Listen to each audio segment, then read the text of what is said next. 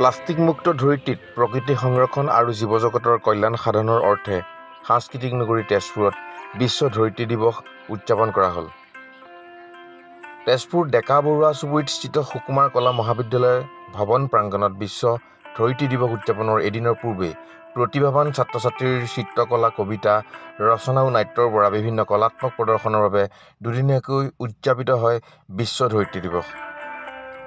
সমলয় সুকুমাৰ কলা মহাবিদ্যালয়, প্ৰত্যুষ শাখা আৰু কেতেকীবাৰীৰ যৌথ উদ্যোগত ইংৰাজী 21 আৰু 22 এপ্ৰিলত আয়োজিত বিশ্ব ধৰিত্ৰী দিৱস উদযাপন বাকৰিত বিশ্ব ধৰিত্ৰী দিৱসক আদৰিবলৈ 3খন পতাকা উত্তোলন কৰে বিশিষ্ট কেন্দ্ৰ সঞ্চালক হেমলতা শইকীয়া, পাঠক নিৰ্মল কলিতা আৰু জয়া বৰা ডাঙৰীয়ানীয়ে।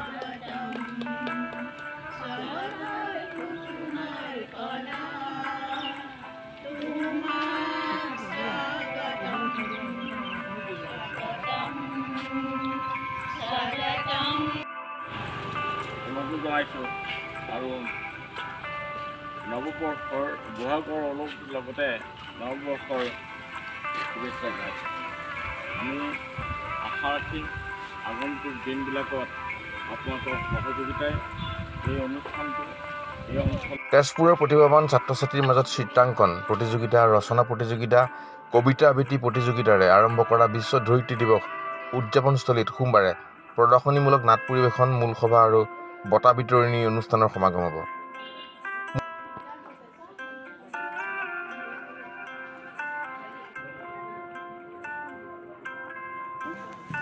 ধৰিত্ৰী দিৱস এই 2024 বৰ্ষত যি আৰম্ভ হৈছে, ধৰিত্ৰী বনাম প্লাষ্টিকক লৈ পেলাই আৰম্ভ হৈছে। গতিকে আমিও তেওঁলোকক ধৰিত্ৰীক কিদৰে প্লাষ্টিক মুক্ত কৰিব পাৰি তাৰ বিষয়ত তেওঁলোকৰ লগত সজাগতা কৰিবলৈ আমি চেষ্টা কৰিছোঁ।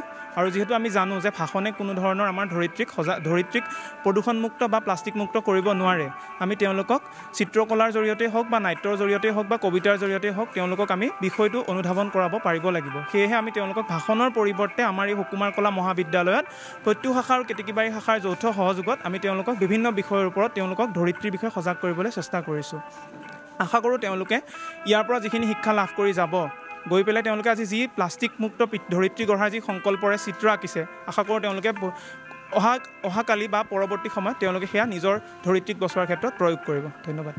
মূলতঃ ধৰিত্ৰী দিৱস 2024 বৰ্ষত ধৰিত্ৰী বনাম প্লাষ্টিকক লৈ আৰম্ভ কৰা হৈছে আৰু ধৰিত্ৰীৰ পৰা কিদৰে প্লাষ্টিক মুক্ত কৰিব পাৰি তাৰ বাবে নতুন প্ৰজন্মৰ মাজত সজাগতা বৃদ্ধিৰ প্ৰয়াস কৰা হৈছে।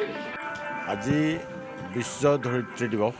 এই ধৰিত্ৰী দিৱস উপলক্ষে আমি সমলয় সুকুমাৰ কলা মহাবিদ্যালয়ৰ লগতে আমাৰ যিসকল শাখা আমাৰ অনুষ্ঠান আছে সেইসকলক লগত লৈ আৰু স্থানীয় ৰাইজক লগত লৈ আমি এই বিশ্ব ধৰিত্ৰী দিৱস উদযাপন কৰিবলৈ আগবাঢ়িছোঁ। আমি ইয়াত কণ কণ ল'ৰা ছোৱালীসকলক লৈ ইয়াত পৰিৱেশ সম্পৰ্কত এটা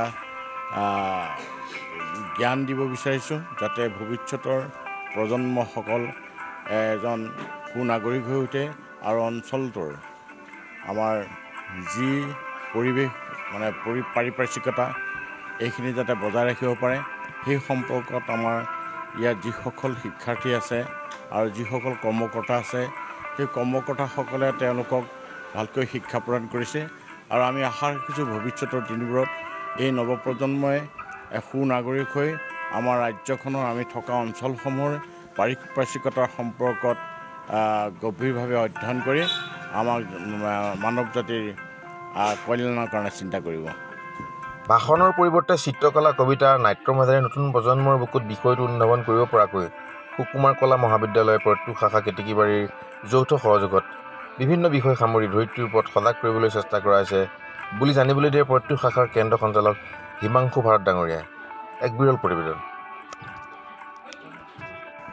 আজি আমি সুকুমাৰ কলা মহাবিদ্যালয়ৰ শাখা দুটিক লগত লৈ ধৰিত্ৰী দিৱস পালন কৰিবলৈ চিত্ৰকলা, কবিতা আবৃত্তি আৰু ৰচনা প্ৰতিযোগিতা তিনিটা বিষয় লৈছোঁ। আৰু গোটেই বিষয়কেইটা ধৰিত্ৰীৰ ওপৰত আমি ৰাখিছোঁ। চিত্ৰকলাও, কবিতা আবৃত্তিও তেনেধৰণে ৰাখিছোঁ।